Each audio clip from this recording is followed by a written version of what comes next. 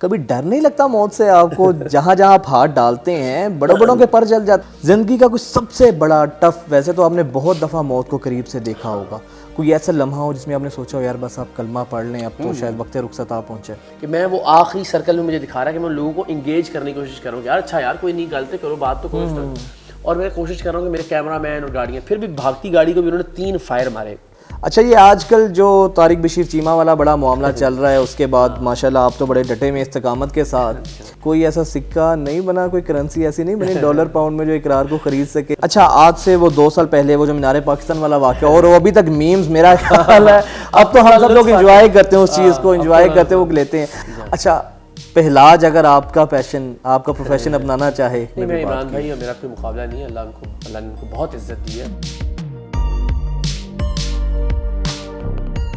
السلام علیکم جی، میں ہوں آپ کا میزبان وجاہت خان، اور آج ہمارے ساتھ سینئر صحافی، بغیر کسی تمہید کے صحافت کی دنیا کا بڑا نام، دبنگ صحافی اقرار الحسن صاحب موجود ہیں. آج ان سے کچھ ان کی نجی زندگی کے معاملے میں بات کریں گے، اور کچھ ان کا صحافتی کریئر، اس کا آغاز کیسے ہوا، اور صحافتی کریئر کے جو ان کے مد و جزر ہیں ان پر بھی ہم بات کریں گے. بہت شکریہ اقرار بھائی. بڑی نوازش، بہت شکریہ، اتنا پیارا تعارف کروایا آپ نے میرا. نہیں سر، آپ ماشاءاللہ ہیں ہی بہت پیارے. ویسے تو آپ کسی تعارف کے محتاج نہیں ہیں، لیکن رسماً پھر آپ کو پتہ کروانا پڑتا ہے. بڑی محبت. اقرار بھائی کبھی ڈر نہیں لگتا موت سے آپ کو؟ جہاں جہاں آپ ہاتھ ڈالتے ہیں بڑوں بڑوں کے پر جل جاتے ہیں اور وہاں سے آپ شروع کرتے ہیں. یہ نا بڑا 10 برس سے یہ سوال پوچھا جاتا ہے مجھ سے، بیکاز ظاہر ہم نے بڑے مقدمے بھی فیس کیے، ہم پہ فائرنگ بھی بہت بار ہوئی، بہت بار مار بھی پڑی. ریسنٹلی تو اب جب آپ کو یاد ہوگا آئی بی والا معاملہ ہوا تھا تو یہ ٹانکے سر پہ لگے، ہڈیاں ٹوٹ گئی، پسلیاں، کندھا ڈسلوکیٹ ہوا، کان کا پردہ میرا اب بھی ڈیمیج ہے اس وقت بھی. تو ذرا لوگ کنسرن تھے کہ آپ کو تو مجھے نا وجاہت بھائی مجھے شروع دن سے ہی اتنی دعائیں ملتی ہیں جب میں لوگوں کے پاس جاتا ہوں، یا خاص طور پہ بزرگ خواتین جو ہیں وہ، یعنی جب کوئی ماں آپ سے یہ کہے کہ پتر میں تہجد سے تیرے واسطے دعا کرنی ہے، واہ، تو اس کے بعد نا آپ کو موت اور زخم، تشدد بڑا چھوٹا چھوٹا سا لگنا شروع ہو جاتا ہے جب آپ کو لوگ اتنا پیار کرتے ہیں. اور میں ہمیشہ یہ بات بتاتا ہوں، تو میرے لیے بڑے اعزاز کی بات ہے، مجھے یہاں تک لوگوں نے کہا کہ اقرار بھائی ہم روضہ رسول کی جالیاں پکڑ کے آپ کے لیے دعا کرتے رہیں. کسی نے کہا میں مقام ابراہیم پہ. تو ظاہر ایسی مقدس چیزوں کی بات کر کے کوئی کیوں جھوٹ بولے گا؟ ظاہر اس کا مطلب وہ واقعتاً اس نے آپ کو وہاں پہ یاد رکھا. یا جب خواتین بتاتی ہیں کہ جی میری ماں ہر نماز میں 2 نفل پڑھتی ہیں آپ کے لیے، اس طرح کی چیزیں، تو اس کے بعد میں پھر آپ کو بڑا بہت چھوٹی سی چیز لگتی ہے، آپ کہتے ہیں یار. اچھا لیکن اس میں کوئی شک نہیں ہے آپ کے ساتھ لاکھوں لوگوں کی دعائیں ہیں، آپ لوگوں کے جذبات کی ترجمانی کرتے ہیں، لیکن پھر کہیں خیال بھی آتا ہے کہ یار میرا ایک بیٹا بھی ہے اتنا پیارا. اس میں نا میں اور وسیم بادامی صاحب ہم بڑا کلیئر ہیں اس معاملے کے اندر. ہم آپس میں ڈسکس کرتے تھے، ذرا کریئر ہم نے ساتھ شروع کیا، تو ہم ہمیشہ یہ کہتے ہیں کہ یار دیکھیں وہ لوگ بھی تو ہے نا جو بیچارے گردوں کی بیماری کا شکار ہو کے ایڑیاں رگڑ رگڑ کے مر جاتے ہیں، ڈائلسس ہو رہا ہوتا ہے، پانی پیاس لگی ہوئی ہے، پانی تک منع کیا ہوا ہوتا ہے ڈاکٹرز نے، ٹھیک ہے، کینسر کی بیماری ہے، آپ کو ایسی کئی لا علاج امراض ہیں جن میں آپ مبتلا ہو جاتے ہیں، اور پھر آپ اسپتال کے بیڈز کے اوپر جو ہے نا وہ اپنی زندگی گزارتے ہیں ساری.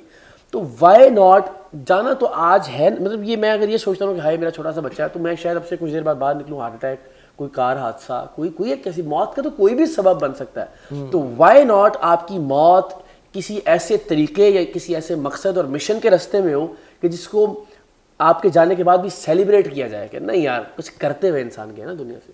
تو جانا تو ہے نا ہم نے ہر ایک نے، تو بجائے اس کے کہ کسی ایک عامیانہ سے طریقے سے ہم اس دنیا سے رخصت ہوں، وائی ناٹ ہمیں ایسے رخصت کیا جائے یہاں سے کہ لوگ سیلیبریٹ کریں آپ کی موت کو. نہیں بات تو یہ بہت خوبصورت ہے، لیکن بعض دفعہ ہوتا یہ ہے کہ انسان کو اپنا نہیں اپنے بچوں کا خیال آ جاتا ہے.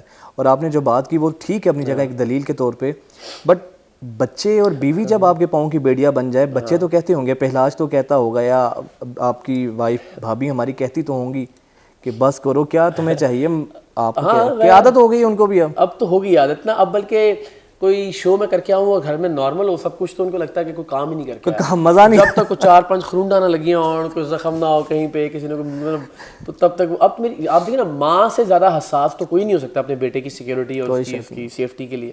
تو اب تو میری والدہ بیچاری نے بھی مجھے جیلوں میں جاتے ہوئے بھی دیکھا، بیچاری تھانوں تک میرے پیچھے آتی رہیں، عدالتوں کے چکر بھی مجھے لگاتے ہوئے دیکھا، اسپتالوں میں بھی انہوں نے مجھے دیکھا. تو اب تو یہ حالت ہوتی تھی کہ قرۃ العین ایک وقت تک جو بیگم میری وہ خبریں بھی پڑھا کرتی تھیں، تو اکثر یہ ہوتا تھا کہ اس کو خبر ملی کہ جی ٹیم سریام پر حملہ، فائرنگ ہو گئی، 3 لوگ زخمی.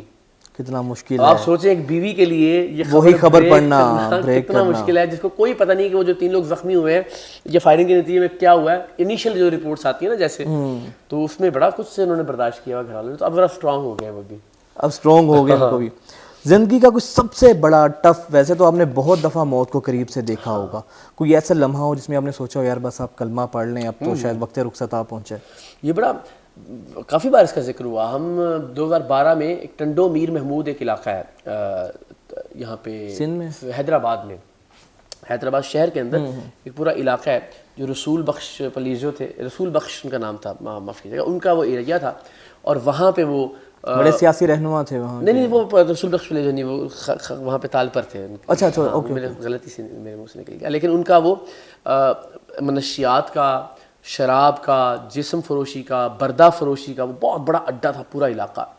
ہم نے وہاں پہ جا کے 9 سال کی بچی کو خریدنے کی ڈیل کی، وہاں 14 سال کی بچی کو خریدنے کی ڈیل کی، کیونکہ وہاں پہ ایسا تھا جیسے منڈی لگی ہوئی ہے بچیوں کی. اچھا، اس طرح سے فروخت ہوتی تھی 2012 میں. تو ہم نے وہ گئے، اور جب ہم ریڈ کرنے گئے تو ہمارے ساتھ کوئی پولیس جانے کے لیے تیار نہیں تھی، ہمارے ساتھ کوئی اہل علاقہ ہمیں ساتھ سپورٹ کرنے کے لیے تیار نہیں تھے. بٹ ہم گئے، دا مومنٹ ہم اس علاقے میں داخل ہوئے، وہاں پہ ہر گھر میں سے لوگ پتھر اٹھائے، اینٹیں اٹھائے، ڈنڈے اٹھائے، کلاشنکوفز اٹھائے، پسٹلز اٹھائے، باہر آ گئے اور اس پورے علاقے نے ہمیں گھیر لیا. اچھا، اس میں میری خواہش یہ تھی کہ ٹیم ساری نکل جائے، یعنی وہ ابھی بھی فوٹیجز موجود ہیں یوٹیوب کے اوپر کہ میں وہ آخری سرکل میں مجھے دکھا رہا ہے کہ میں لوگوں کو انگیج کرنے کی کوشش کر رہا ہوں کہ یار اچھا یار کوئی نہیں، غلطی کرو، بات تو کرو. اور میں کوشش کر رہا ہوں کہ میرے کیمرہ مین اور گاڑیاں، پھر بھی بھاگتی گاڑی کو بھی انہوں نے 3 فائر مارے ان لوگوں نے. وجہ مجھے واقعی معجزوں پہ اس دن یقین ہوا کہ مجھے کیونکہ تھا، میں اگر کیونکہ کریئر کے ابتدائی دن تھے، مجھے ہوتا ہے میں لوگ نکل رہے کہ بھاگ کے آ رہے ہیں اور میں دوڑ لگا دیتا سب سے پہلے، میرا کیمرہ مین پھنسا ہوتا، میرا آڈیو انجینئر اندر پھنسا ہوتا، میرا پروڈیوسر اندر، تو مجھ سے بڑا کوئی لعنت کا حقدار نہیں تھا. تو میری خواہش یہ تھی کہ یہ سب نکل جائیں، میں آخری آدمی ہوں گا. تو آپ کو لگتا ہے کہ یار، اور حالانکہ اس موقع پہ جان بچانا فرض بھی ہے، میں سب کا ہیرو ہوں نا، میں اپنی ٹیم کا. اگر میں آج ان کو لیڈ نہیں کروں گا فرنٹ سے تو کون جائے گا؟ آئندہ آنے والے برسوں میں تو سرعام ختم ہو چکا ہوتا نا اس کے بعد، اگر میں اس دن یہ حرکت کرتا تو خیر میں پھنس گیا. یہ سب لوگ اللہ کی مہربانی سے نکل گئے، بچت ہو گئی، ایک آدھ بچہ ہمارا زخمی ہوا. وہاں پہ مجھے نہیں پتا کہ اس رش میں سے کس نے میرا ہاتھ تھاما اور مجھے دھکا دے کے لٹرلی ایک بیٹھک سی تھی اس کے اندر بند کر دیا. اچھا، میں یہ سوچ رہا ہوں کہ یار لو جی انہوں نے مجھے بند کر لیا، تو اب اس کے بعد اس کا مطلب ہے کہ مجھے اب گولی. باہر موٹر سائیکلوں پہ لوگ آ رہے ہیں، چل رہے ہیں، گالیاں دے رہے ہیں، ماں بہن کی گندیاں، وہ ذات کا ویپن ان کے پاس کہ جس کو آپ تصور بھی نہیں کر سکتے. اس بیٹھک کو کہ پچھلا دروازہ کھٹکا کچھ دیر بعد، تقریباً 1 گھنٹے بعد. تب تک میں نے سوچ لیا تھا میں مر جاؤں گا، لیکن خوف نہیں آ رہا تھا. یہ طے کر لیا تھا کہ اب گیا. میں نے سوچ لیا تھا خبر بریکنگ کیا چلے گی، سب میں آ گیا. ساری منظر کشی آپ نے پہلے ڈبے گھوم رہے ہیں سب. اس کے تھوڑے عرصے بعد جو بیٹھک کا پچھلا دروازہ تھا جو گھر میں کھلتا تھا وہ کھلا. وہ بندہ آیا، اس نے مجھے کہا چلیں قرار بھائی. حالانکہ میں اس وقت بہت زیادہ جانا پہچانا بھی نہیں جاتا تھا. اس نے مجھے نکالا، ایک دیوار پھلانگی، اس طرف ایک موٹر سائیکل والا آلریڈی کھڑا تھا. اچھا، وہ موٹر سائیکل پہ بٹھا کے مجھے، میری ٹیم تھانے کے پاس کھڑی تھی وہاں پہ. اور جس نے پہنچایا لے کر آیا وہ کوئی آپ کی ٹیم کا حصہ، کوئی جان پہچان نہیں؟ کوئی پتہ نہیں، نہ اس کے بعد اسے ملا کبھی، نہ اس سے پہلے کبھی ملاقات تھی، نہ میں کوئی جانتا نہیں. مجھے نہیں پتا اس نے کیسے مجھے وہاں پہ ریسکیو کیا. تو آپ کا زندگی پر اپنی زندگی پہ بھی کھیلا. آپ سوچیں نا، اس علاقے میں اس نے اپنے گھر میں مجھے بند کر کے سیف کر کے کتنی بڑی دشمنی لی ان سے، لیکن اللہ تعالیٰ کی ذات بڑی ہے. اس کے بعد تو آپ کا مزید یقین ہو گیا ہوگا کہ زندگی موت تو جب آنی ہے، آپ نہیں پھر اس کو روک سکتے. اچھا، یہ آج کل جو طارق بشیر چیمہ والا بڑا معاملہ چل رہا ہے، اس کے بعد ماشاءاللہ آپ تو بڑے ڈٹے میں استقامت کے ساتھ، تو سنا ہے یہ کہ ظاہری بات ہے جب ایسے سیاسی طاقتور لوگوں کو ہاتھ ڈالتے ہیں تو پھر اس طریقے سے چیزیں بھی آتی ہیں. اب یہ خبریں آ رہی ہیں، میں نے آپ کا بھی ٹویٹر فیس بک دیکھا کہ کہا جا رہا ہے کہ یہ پیش نہیں ہو رہا جوڈیشل کمیشن میں، یہ والا کیا معاملہ ہے؟ آپ یہ دیکھیے، یعنی کل پرسوں جوڈیشل کمیشن، چونکہ وہ ایک یک رکنی کمیشن ہے جناب جسٹس سردار محمد سرفراز ڈوگر صاحب کی، وہ کمیشن ہے ان کی قیادت میں. اس نے سینکڑوں لوگوں کے انٹرویوز کیے ہیں، جس میں وہ میں نے ولی داد چیمہ جو طارق بشیر چیمہ صاحب کے صاحبزادے ہیں، ان کا جو دوست تھا احسان جٹ، جس پر میں نے بتایا تھا کہ اس کو انہوں نے نوکری سے نکلوا دیا بیکاز وہ ولی داد چیمہ کے ساتھ یہ آئس کا نشہ کرتا تھا، کام کرتا تھا، پارٹیز کرتا تھا، ویڈیوز کے معاملے میں ملوث تھا. تو اس کو نوکری سے بھی نکلوایا، اس کو مقدمہ بھی اس پر بنوایا، اس پہ منشیات بھی ڈلوائیں، اس کا بڑا کریئر. اس کی ماں نے بھی وہ یہی جو میں نے اپنے ویلاگس میں بتایا تھا، وہ اس نے بیان ہی، اس کی ماں نے بھی وہی بیان دیا ہے جوڈیشل کمیشن کو. اور ان کے علاوہ سینکڑوں لوگ ہیں جنہوں نے بیانات قلم بند کروائے ہیں. وہ کمیشن پرسوں وہاں سے چلتا ہے. کل پاکستان کے کچھ ٹیلی ویژن چینل خبر دے دیتے ہیں کہ جی جو اسکینڈل ہے اسلامیہ یونیورسٹی کا وہ بے بنیاد تھا. یعنی جج صاحب نے اپنا مائنڈ کہاں ڈسکلوز کیا ہے؟ کیا انہوں نے کوئی رپورٹ لکھی ہے؟ کیا انہوں نے کوئی ڈیسیژن دیا ہے؟ اور ودن 24 کیا انہوں نے کوئی hours پریس ریلیز جاری کی ہے؟ کیا انہوں نے ابھی تو رپورٹ مرتب ہی نہیں ہو سکتی. آپ نے سارے بیانات کو کمپائل کرنا ہے, پھر ان کو انالائز کرنا ہے, پھر آپ نے اس کی ایک رپورٹ مرتب. یعنی پرسوں کمیشن وہاں سے آیا ہے, ہفتے والے دن, اب جب ہم یہ ریکارڈ کر رہے ہیں اتوار والے دن یہ خبر بریک ہو گئی ہے, اور اس میں کہا گیا کہ جی اقرار الحسن جوڈیشل کمیشن کے سامنے پیش نہیں. جوڈیشل کمیشن کوئی مذاق ہے.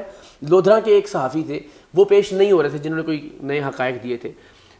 جو جسٹس سردار محمد سرفراز ڈھوکر صاحب, انہوں نے ڈی پی او لودھرا کو پابند کیا کہ اگر نہیں آتے تو گرفتار کر کے لے کے آئیے, اور ڈی پی او صاحب لے کر آئے ان صاحب کو لے کر. مطلب اگر جوڈیشل کمیشن بلاتا ہے تو وہ تو ایسے بھی بلا سکتا ہے. مطلب میری کیا مجال یا اوقات ہے کہ میں پیش نہ ہوں اس کے سامنے.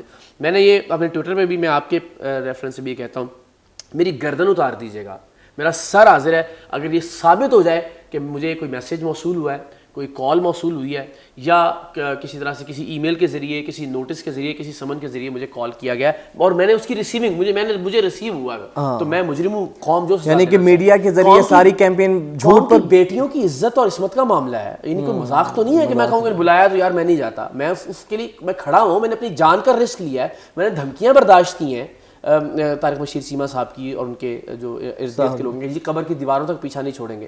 تو میں کیا صرف جوڈیشل کمیشن کے سامنے پیش نہ ہونے کو میں سمجھتا ہوں کہ یہ کوئی معمولی بات ہے؟ ہرگز نہیں. میں ہر فورم پہ اپنے اس موقف کا اور اپنے اس کیس کا دفاع کرنے کے لیے تیار ہوں. آپ قائم ہیں ہر طرح سے انشاءاللہ, اور کر رہا ہوں. میں تو آپ کے پلیٹ فارم سے بھی بالکل, آپ نے تو بلکہ فیس بک اور ٹویٹر پہ بھی اس کو جی بالکل بالکل اعلان مینشن کیا.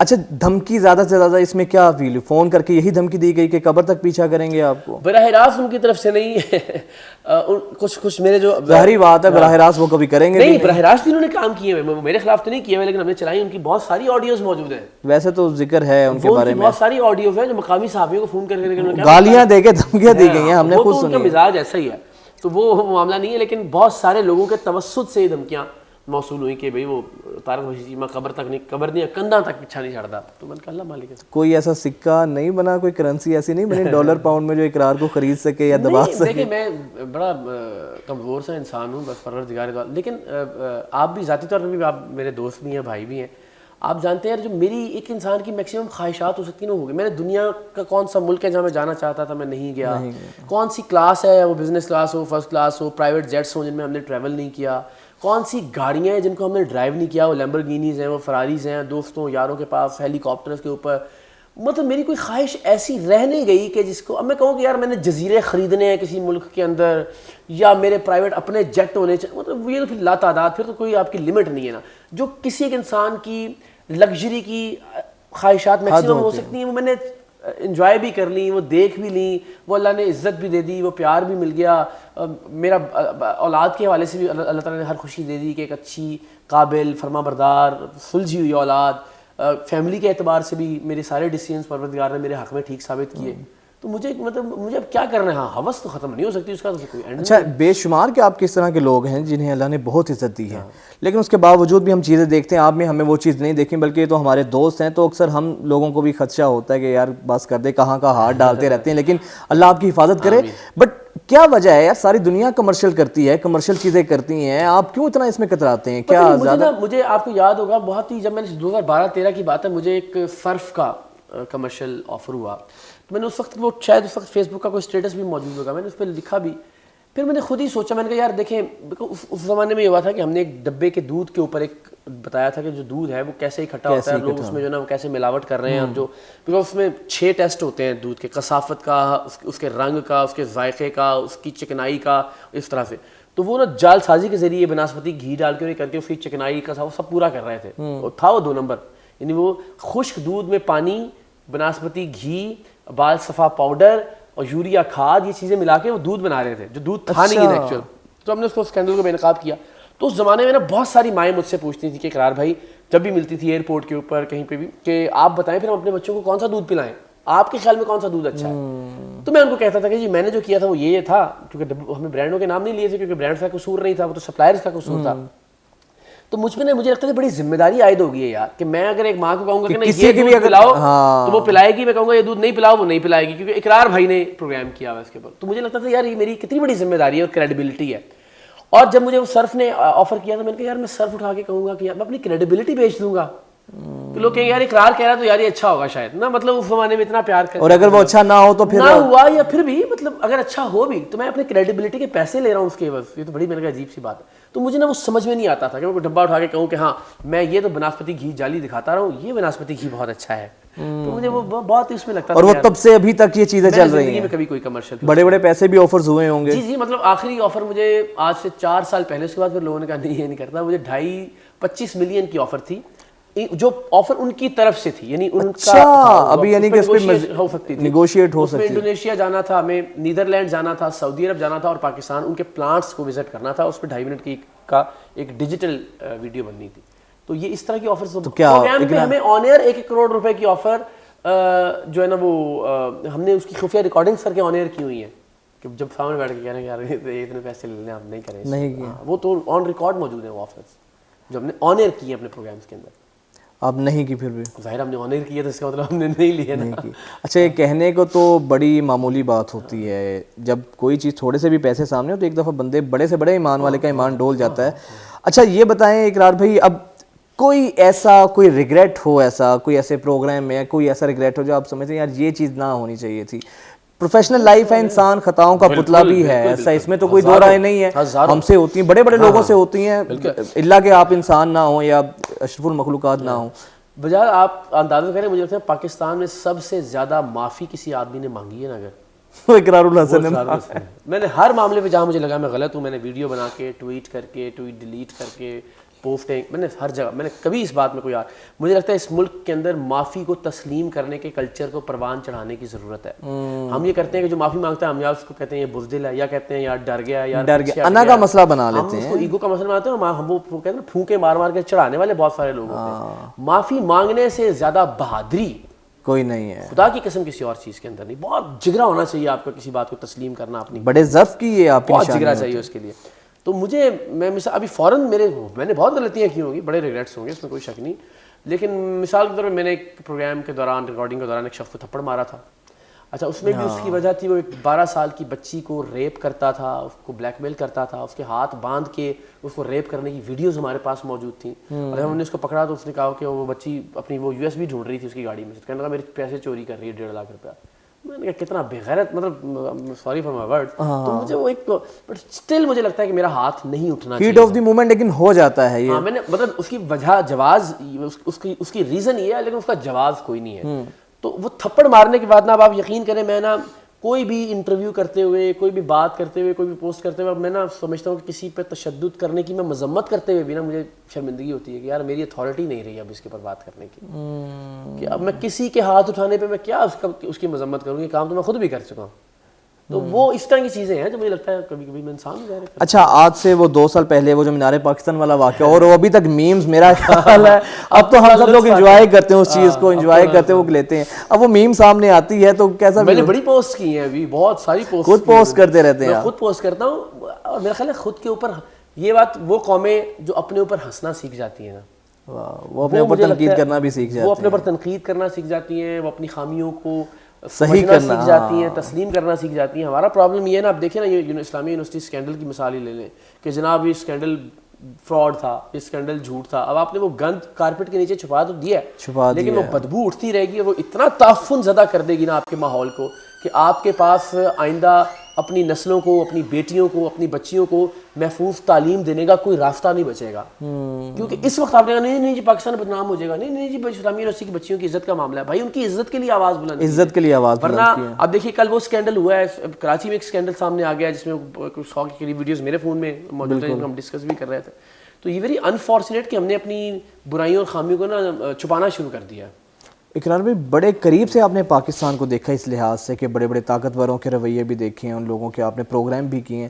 کوئی لگتی ہے بہتری کی امید, جتنا کچھ یہاں پہ دیکھا ہے, آپ کے جو رول ماڈل ہوتے ہیں وہ خود جب ایسے کاموں میں ملوث ہوں, کوئی امید کی کرن, ایک ہوتا ہے موٹیویشنل باتیں, مثبت باتیں, لیکن ایک ہوتا ہے آئینہ دکھانا. دیانتداری کی بات پوچھیں, وہی بات کہ اگر تو میں کہوں کہ نہیں جی سب اچھا ہے, انقلاب آئے گا, ہم ریولوشن لے کر آئیں گے, تو مجھے لگتا ہے کہ ابھی شاید بحیثیت قوم ہم اس سے بہت دور ہے. نظام ہمارا ابھی, آج اسلامی یونیورسٹی کی مثال ہی بار بار, چونکہ ابھی تازہ موضوع ہے, آپ دیکھیے اگر جناب جسٹس سردار محمد سرفراز ڈوگر صاحب کی ان کی نیک نیتی پر، ان کی کریڈیبلٹی پر، ان کی صلاحیتوں پر، ان کی اہلیت پر شک نہ بھی ہو، تو بھی اسی سسٹم نے ایک فورینسک رپورٹ بنانی ہے نا، اسی سسٹم میں سے ہی لوگوں نے بیانات دینے ہیں نا، اسی سسٹم میں سے ہی کچھ رپورٹیں بنیں گی نا، اسی سسٹم میں سے ہی الٹیمیٹلی ان کے پاس خبریں جائیں گی، دلائل جائیں گے، وکلا جائیں. تو پورے کا پورا سسٹم ہمارا ڈیزائن ہی اس طرح سے ہوا ہے کہ ایک طاقتور کو بچائے، ایک بااثر شخص کو تحفظ دے. انفارچونیٹلی تو کوئی کچھ بھی کر لے، کوئی ایک شخص، وہ الٹیمیٹلی کوئی تبدیلی نہیں لا سکتا اس ملک کے اندر، بیکاز پورا نظام طاقتوروں کی رکھیل کے طور پر، ان کی لانڈی کے طور پر ڈیزائن کیا گیا ہے. قانون آپ کی یہاں کی طرف سے طوائف ہے، معاف کیجیے گا میں سخت لفظ استعمال کر رہا ہوں، لیکن ہم نے دیکھا نا یہ دیکھیے، یہ تو معاملات جو بچیوں کی عزت اور عفت کے ہوتے ہیں، یہ تو پھر بھی ہم سمجھتے ہیں کہ اس میں کوئی مدعی نہیں بنتی بچی، اس لیے کہ اس کو پتہ ہے جتنا ذلیل میں ایسے ہوئی ہوں، عدالتوں میں جا کے میں اور زیادہ ذلیل ہوں گی، تھانوں کے کچہریوں کے چکر لگا کے. یہ تو بڑے، لیکن آپ کے یہاں تو بہت کھلے کھلے جو معاملات ہیں ان کے اوپر آج تک کچھ نہیں ہوتا. جو بچیاں جو گھریلو ملازمائیں ہیں ان پر تشدد کے روز ایسے واقعات ہوتے ہیں، کتنی ایسی چیزیں ہوئی. آپ مجھے بتائیں کہ کس کا کوئی یہاں پہ بدقسمتی. اچھا، ایک ساہیوال میں میرے خیال سے اسکینڈل تھا، جو بہت بڑے ہمارے وہ سیاست دان تھے اور ان کے بڑے قریبی عزیز تھے، وہ بڑے مذہبی رہنما بھی ہیں. تو آپ کے ایک پروگرام آپ ڈیرہ اسماعیل خان، ہاں سوری ڈیرہ اسماعیل خان میں وہ باعزت بری کر دیا عدالت نے، باعزت بری کر. یعنی اس ملک میں قانون کی تحقیر اور اس کے تمسخر اور اس کے مضحکے کا اس سے زیادہ اندازہ کیا لگائیں گے آپ؟ کہ میں گیا، میں نے ان کے سامنے، وہ ڈیرہ اسماعیل خان کی گومل یونیورسٹی کے ڈین آف آرٹس تھے، اسلامک اسٹڈیز اور عربک سائنسز کے جو ہیڈ آف ڈپارٹمنٹ تھے، اور گومل یونیورسٹی سٹی کیمپس کے ہیڈ تھے، پوری یونیورسٹی کے سربراہ تھے وائس چانسلر کے بعد. میں نے ان کے سامنے ان کی ویڈیوز رکھی جن میں وہ بچیوں کا استحصال کر رہے تھے نمبر بڑھانے کے لیے، انہیں پاس کروانے کے لیے، عورتوں بچیوں کو نوکری دلوانے کے لیے. میں نے ان کے سامنے ویڈیوز رکھی، آن ریکارڈ وجاہت موجود ہے. انہوں نے کہا میں معافی مانگتا ہوں، مجھ سے غلطی ہوئی ہے. وائس چانسلر کے پاس گئے، انہوں نے کہا میں تسلیم کرتا ہوں مجھ سے غلطی ہوئی ہے. انہوں نے کہا استعفیٰ دیتے ہیں؟ انہوں نے کہا جی میں بالکل. اس آدمی نے اپنی غلطی کو تسلیم کرتے ہوئے استعفیٰ لکھ کے دیا آن کیمرہ. اس شخص کو عدالت نے باعزت بری کر دیا بعد میں، جس نے خود آن کیمرہ مان کے وائس چانسلر کے سامنے استعفیٰ لکھ کے دیا ہے. عدالت کہتی ہے آپ کا کوئی قصور نہیں ہے، آپ باعزت بری ہیں، آپ چاہیں تو قرار الحسن کے خلاف کارروائی کریں. یہ لکھا ہے عدالت. اور ظاہری بات ہے کہ سیاسی کریں نا وہ کارروائی، پھر میرے اگینسٹ ذرا آئیں نا میدان میں. یہ ہے اس ملک کا نظام. اور ان کا تعلق بڑی اہم شخصیت کے ساتھ، وہ محتمم بھی تھے ایک مدرسے کے، مولانا فضل الرحمان صاحب کے، وہ عزیز بھی ہیں. اچھا، قریبی عزیز سے، بہت قریبی. تو اس کا مطلب ہے پھر اثر و رسوخ تو وہیں سے گیا ہوگا جہاں سے بھی ہو. تو پھر اس کے بعد دکھ تو ہوا ہوگا آپ کو کہ یار اتنا کچھ ہوتا ہے، لیکن میں وجہ سمجھتا ہوں کہ آپ کو نا اپنے حصے کی شمع جلاتے رہنا ہے. اب میں اس بات میں مایوس ہونا شروع ہو جاؤں نا کہ میں نے 12 سال میں اتنے پولیس والوں کو بے نقاب کیا، اتنے میں نے جو جسم فروشی کے اڈے تھے جہاں بچیاں زبردستی ان سے جسم فروشی کروائی جاتی تھی ان کو بے نقاب کیا، لیکن یار کوئی فرق تو پڑا نہیں. تو پھر میں مایوس ہو کے رک جاؤں گا کام کرنے سے. میرا گول یہ ہوتا ہے کہ میں بروز محشر اللہ کے سامنے جب جاؤں تو میں فخر سے سینہ چوڑا کر کے کہوں پروردگار جو میری اوقات تھی تو جانتا ہے، میں وہ اپنے حصے کا کام کر کے آیا ہوں. جتنی جان میں مار سکتا تھا نا میں وہ کام، بس اتنا اطمینان ہوا آپ کو. باقی میرا خیال یہ پھر اگر آپ یہ کیلکولیٹ کرنا شروع کر دیں گے نا کہ کتنا فرق، شکوہ ظلمت شب سے تو بہتر ہے نا اپنے حصے کی شمع جلائیں. اچھا، پہلاج اگر آپ کا پیشن، آپ کا پروفیشن اپنانا چاہے، کیا مشورہ دیں گے؟ اس کا کوئی ہے شو کی سائڈ پہ؟ نہیں بالکل نہیں ہے. ایز وہ ایتھلیٹ کی طرف اس کا کافی، ہاں اس نے ڈرامے بھی، ایکٹ بھی کیا وہ، بیکاز ہمایوں سعید میرے جو جتنے دوست ہیں انہوں نے کہا کہ بھائی کروانا ہے. پھر ٹی وی پہ تو مجبوری کیوں تھی کہ ماں بھی ٹی وی پہ آتی تھی، باپ بھی آتا تھا، تو وہ بھی بیچارہ وہ تو گھر والی بات ہے نا، گھر والی بات ہے. پھر وہ میں اس کو خود مجھے اچھا لگتا ہے وہ بولتے ہوئے نا، وہ ویلاگز جب کرتا ہے یا اس کا جو انفارمیشن ہے خاص طور پہ فٹ بال کے حوالے سے تو بڑی مزیدار ہے. تو میں اس سے کبھی خود کہہ کے محنت کر کے کروا لیتا ہوں، لیکن آئی نو ایز اے فیکٹ کہ وہ نہ ایکٹنگ کرنا چاہتا ہے نہ وہ اینکر بننا چاہتا ہے. اور میں نے کبھی زندگی میں اس پر ہی مسلط بھی نہیں کیا. اس میں بڑے فیزز گزرے ہیں. ہم نے ایک یو کے میں لندن برطانیہ میں ایک 7 سٹی ٹور کیا، اس میں جہانگیر خان صاحب ہمارے ساتھ تھے. ہم بطور مہمان اس پہ جا رہے تھے، چیریٹی ایونٹس تھے. تو جہانگیر خان صاحب کی سٹوری سن کے نا، تو اس نے مجھے آ کے کوئی سال 1.5-2 سال تک کہا کہ میں نے اسکواش کھیلنی ہے. پھر شاہد آفریدی کے ساتھ ہمارا تعلق شروع ہوا، تو لالا کے گھر جانا اس نے، لالا اور اس نے کرکٹ کھیلنی. ایک دن نا اس نے بال کی اور شاہد آفریدی کو، لالا کو یہاں پہ بال لگی ہے تیری. تو اس کے بعد اس کو لگا کہ نہیں میں بالر بن سکتا ہوں. اس نے کہا میں نے کرکٹ کھیلنی ہے. پھر آہستہ آہستہ نیچرلی یہ فٹ بال کی طرف آ گیا. اب ماشاء اللہ اپنا جو کلب ہے یہاں پہ اس کا کیپٹن بھی ہے، گول کیپنگ اور ماشاء اللہ بڑا اچھا. دنیا کے 2 بڑے اچھے کلبز جو ہیں ان کی سیمی پروفیشنل ٹیمز، پتہ نہیں مجھے ایگزیکٹلی نہیں پتا ہے کیا چیزیں ہوتی ہیں، تو انہوں نے اس کو جو ہے وہ آفر بھی کیا, تو ہوپفلی اب ونٹر ویکیشنز میں اور نیکسٹ سمر ویکیشنز میں یہ ٹریننگ کے لیے جائے گا بھی. تو بس اب مجھے لگتا ہے جو بڑا برائٹ بچہ ہے, بہت ماشاءاللہ خود کرنا چاہے نا یہ وہ کرے بس. اللہ تعالیٰ اس کو آپ کو اور ہمارے باقی دوستوں کی پرچھائیوں سے خاص طور پہ راجہ صاحب کی اور دوسرے نمبر پہ آپ کی یہ والا حصہ میں کٹ کر دوں گا. اچھا لاسٹلی یہ بتائیں, آپ پاکستانی صحافت کے دو بڑے نام عمران ریاض خان اور اقرار الحسن, اس کے بعد ہم نے دیکھا بڑا آپ کے رائیولری بھی چلی اور ایک دوسرے پہ تنقید, لیکن جب سے وہ لاپتہ ہوئے ہیں تو پھر آپ نے ان کے حق میں بھی بات کی. عمران بھائی اور میرا کوئی مقابلہ نہیں ہے, اللہ نے ان کو بہت عزت دی ہے, بڑا پیار کرتے ہیں لوگ ان سے, میں تو بڑا ایک حقیر سا آدمی ہوں, لیکن عمران بھائی سے میرے اختلافات ہیں, وہ رہیں گے نظریاتی, اور وہ جو باتیں میں نے کی ان پر بھی میں قائم ہوں, کسی چیز سے میں ریٹریو نہیں کر رہا. ہاں مگر اس اختلاف کی بنیاد پر کیا میں یہ چاہوں گا کہ ان کے ساتھ زیادتی ہو, ان کو اٹھا لیا جائے, ان کو عدالت کے سامنے پیش نہ کیا جائے. میں اللہ تعالیٰ کی ذات کو گواہ بنا کے, خدا کی قسم کھا کے آپ کو کہتا ہوں کہ مجھے ہر وقت پہلاج میں ان کے بچے اور ان کے بچوں میں پہلاج نظر آتا ہے کہ اگر میرے ساتھ ہی ہو اور میرے بیٹے پہ کیا گزرے. اور آپ تو ان کے مظاہروں میں شرکت بھی کرتے رہے ہیں جو ان کے حق میں احتجاج کیے گئے, جتنی میری حیثیت ہے, لیکن میں باخدا غیر موجودگی میں آپس میں بیٹھا ہوا ہوں, اکیلا سوچ رہا ہوں, کبھی برا نہیں سوچا, صرف یہ ہوتا ہے یا اللہ ان کو اپنے بچوں کے پاس واپس لیا, پھر کریں گے لڑائی یار دوبارہ سے, کوئی مسئلہ نہیں ہے انشاءاللہ. لیکن اللہ تعالیٰ ان کو زندگی دے, آ جائے, میں ہو سکتا ہے میں بھی ان کو بلاک کر دوں, لیکن وہ خیر سے آ جائیں انشاءاللہ. ان کے جانے سے پہلے ایک دن بات بھی ہوئی اور ہم نے کہا کہ ہم بیٹھتے ہیں کھانا کھاتے ہیں, بڑا پیار سے آپ نے بتایا تھا, گواہ بھی ہیں ان کے لوگ جو ہے. عثمان بھائی سے بھی میں رابطے میں ہوں. یہ نہیں دیکھیں وجہات آپ میں 10 چیزوں پہ اختلاف کر سکتے ہیں, لیکن کیا میں یہ چاہوں گا کہ آپ کو قتل کر دے کوئی, یا میں یہ چاہوں گا خدا نہ خواستہ کہ آپ کو اغوا کر لے کوئی, یا میں چاہوں گا کہ آپ اپنے گھر والوں سے, اپنی والدہ سے, اپنے والد سے, اپنے بیوی بچوں سے دور ہوں. میں بدبخت ترین انسان ہوں گا اس روئے زمین کا اگر میں اختلاف کو اس حد تک نفرت میں تبدیل کروں گا. اختلافات قائم ہیں اور وہ اللہ کرے جلدی آئیں اور ہم دونوں بھائی پھر دوبارہ سے لڑائیاں کریں انشاءاللہ. ہاں لیکن آ جائیں, اس کے بعد چیزیں چلتی رہتی ہیں. مجھے اچھا لاسٹ میں مجھے ایک بات بھول گئی, مجھے 2-4 لوگوں نے کہا جو آپ کے کچھ ناقد بھی ہیں, یہ وہ ہم تو جانتے ہیں آپ کو, آپ کے کام کو ماشاءاللہ لوگوں کو پتہ بھی ہے, لیکن ظاہری بات ہے کچھ سیاسی وابستگیاں بھی ہوتی ہیں, پولیٹیکل ایک لوگوں پہ اوپر کیا بھی جاتا ہے. کچھ لوگ یہ کہتے ہیں کہ اقرار الحسن کے اکثر پروگرام جو نا پلانٹڈ بھی ہوتے ہیں, تو ایسے لوگوں کو کیا جواب دیں گے؟ بہت سنا ہے میں نے یہ آج ہوا, پتہ کیا, دیکھیے لوگوں نے آج تک سنا تھا کہ مرچوں کے اندر اینٹ پیس کے ڈالی جاتی ہے. سرعام ٹیم نے وہ اینٹ پستے ہوئے ڈیل کر کے وہ والی مرچیں خرید کے فوڈ اتھارٹی کے ساتھ وہاں ریڈ کر کے اس کی لیبارٹری ٹیسٹ کر کے ثابت کر دیا کہ واقعی ایسا ہوتا ہے. تو لوگوں کے لیے ان کی آنکھوں کو یقین کرنا مشکل تھا کہ یار اتنی حقیقت یا اتنی ہضم نہیں ہوتا. سرعام کا فارمیٹ ایسا ہے, آپ سے میں کہوں یار, میں آپ سے کہوں کہ یار آپ جو ہے نا یہ جعلی مرچیں بیچنے والے بن جائیں, کیا آپ وہ ضلالت برداشت کرنا چاہیں گے اسکرین کے اوپر؟ کبھی بھی نہیں. کون سرعام میں پلانٹ ہو کے ایکٹنگ کرنا چاہے گا؟ کون سا ایس ایچ او ہے جو رشوت لے گا ہمارا پروگرام بنانے کے لیے؟ کون سا ڈی ایس پی ہے جو جال سازی, مطلب کون اس پروگرام میں جتنے کریکٹرز بے نقاب ہوتے ہیں ان میں سے کون ایکٹر یہ چاہے گا کہ وہ کریکٹر بن کے لوگوں کی گالیاں کھائے اور وہ اس کے بعد پھر کبھی منظر عام پر نہ آئے, لوگوں کو پتہ نہ چلے یار یہ تو فلان جگہ پہ ایکٹنگ کرتا ہے یا اس کا کام یہ نہیں. شاید لوگوں کو یہ یقین نہیں آتا کہ یار کیسے کوئی اپنی جان خطرے میں ڈال سکتا ہے, ہم نے تو آپ کو پھینٹی پڑتے ہیں, آپ کی چیزیں خود, کیونکہ تھوڑا سا بے یقینی ہے نا کہ ایسا کیسے ہو سکتا, too good to be true, وہ لوگوں کو لگتا ہے کہ اتنا کیسے سچ سامنے آ سکتا. وہ میرا خیال ہے ہماری پوری ٹیم کو اس کا کریڈٹ جاتا ہے, ہم نے ایک ایک پروگرام پہ 3 سال بھی کام کیا ہے. اچھا ایک پروگرام پہ, یعنی اس وقت ہو سکتا ہے 10-12 کیسز پہ ہم کام کر رہے ہوں, کوئی 6 مہینے سے چل رہا ہے, کوئی 4 مہینے سے چل رہا ہے. کسی کو ہم نے پکڑنا تھا, پتہ لگا کہ وہ اس کے بھائی کو پتہ لگ گیا, وہ بندہ بھاگ گیا, اب وہ جب آئے گا ہم نے فیلڈنگ, یہ تو بڑی مطلب آپ سمجھے برسوں بعد لوگ پکڑے ہوئے ہم نے. آپ کی ٹیم کے اکثر لوگ تو ڈر کے بھاگ بھی جاتے ہوں گے. نہیں ٹیم اللہ نے مجھے اچھی تگڑی ٹیم دی ہے. اچھا کیمرہ مین بھی جو شروع سے, پھر ان کو اندازہ ہو جاتا ہے نا, وہ ان کو پتہ ہوتا ہے.